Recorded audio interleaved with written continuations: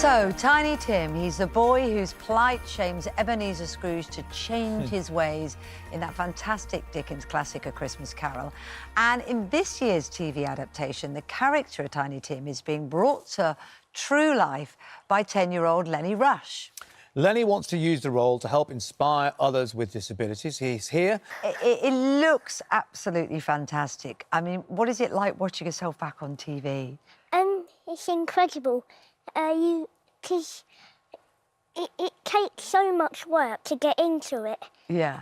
And then when you watch it, you're so proud of it. Mm. Yeah. Because prior to this, I was just looking back at your career. So you were in a CBeebies show. Yeah. And you've done theatre. You've been doing Christmas Carol at the Old Vic. Yes. But this is huge. This is working with the likes of Stephen Knight. I mean, this is phenomenal. I mean, how many days on set were you? I don't know how many days, but I started filming at the end of May. Right. Until July. Right. It must have been I mean, you know, I've done a little bit of acting. It's nerve-wracking at the best of times. But you, 10 years old, with some of these big stars, I mean, how did you cope with all of that? I don't know, to be honest. Well, that's great. You did. It's just comes naturally to you. Then. Yeah.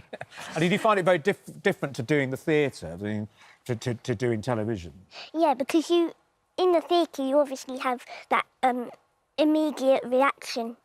And whereas as film, you don't know how it's going to come out. And if audience are going to like it or maybe dislike it. Well, have you seen the reviews for last night? People are loving it. It was all over social media, so you're doing well.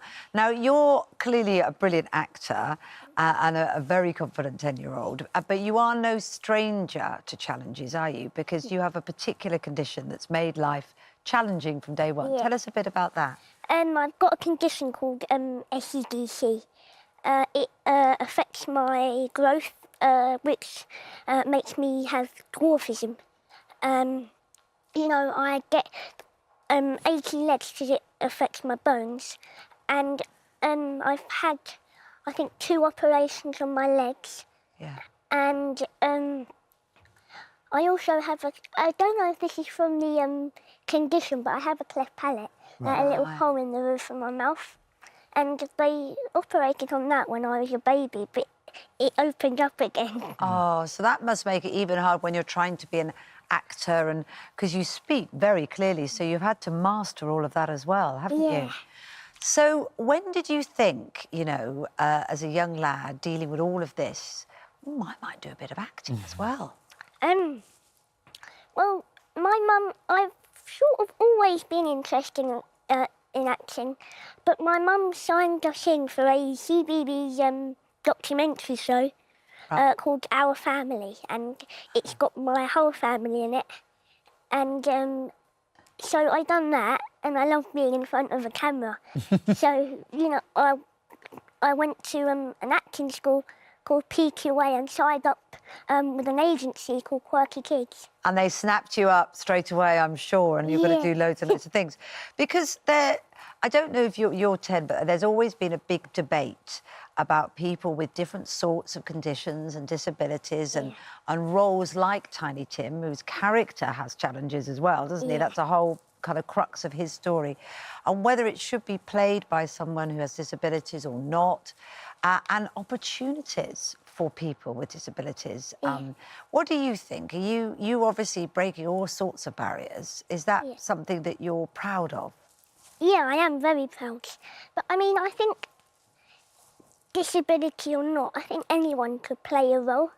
I mean, it's good for people with disabilities to have the same opportunities that other people do, because why not? And what about the future for you? Looking at roles, are there roles that you think, oh God, I'd love to have a part in that film or in that TV show? Are there things that you'd like to do? Yeah, I'd love to play some sort of crime boss. Wow! Yeah, you'd be great at that. Although you do seem quite nice, but that would be good acting, wouldn't it?